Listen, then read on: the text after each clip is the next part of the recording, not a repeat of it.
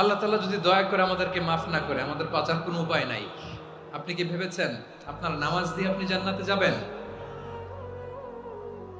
আপনি তাহাজ্জুদ গুজার, সেজদা দিতে দিতে কপালে দাগ ফেলেছেন, এটা আপনারা জান্নাতে নেবে না। আপনি এলাকার সবচেয়ে বড় হাতেম তাই, দানশীল, এই দানের ভরসায় বসে আছেন। কশিন কালো ভাব।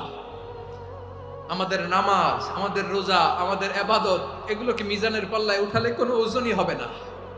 তবে আমাদের একটা কৌশল জানা আছে, আমরা আল্লাহর রহমতের ভিখারি। আমরা সেদিন আগেই গুনার স্বীকৃতি দিয়ে দেব। আমরা বলবো, আল্লাহ তুমি প্রশ্ন করার আগে তোমার একটা কথা বলি, আমারে কিছু জিজ্ঞেস করো না, আমি সব করেছি। এমন কোন পাপ নাই যে পাপ আমারে দিয়ে হয় নাই।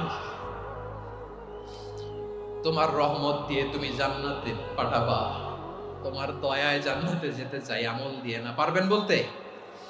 কিয়ামতের দিন আমরা বলবো, আল্লাহ আমার আমল দিয়ে জান্নাত চাই না, আমি তোমার দয়া দিয়ে জান্নাত চাই। তোমার দয়া ছাড়া আমার কোনো উপায় নাই। কারণ আল্লাহ যদি বিচার করে, বাঁচার কারো উপায় নাই। আল্লাহ যদি বলে ফেলেন তুই এটা করলি কেন, ওখানে গেলি কেন, কোরআনে 1000 বার নিষেধ করলাম তারপরেও এই পাপে জড়ালি কেন, এরকম প্রশ্ন ছুড়ে দিলে আমার উত্তর আছে? বাঁচার কোনো উপায় আছে? রোজ হাসরে হে আল্লাহ আমার করুণা বিচার, আল্লাহ করুণা বিচার।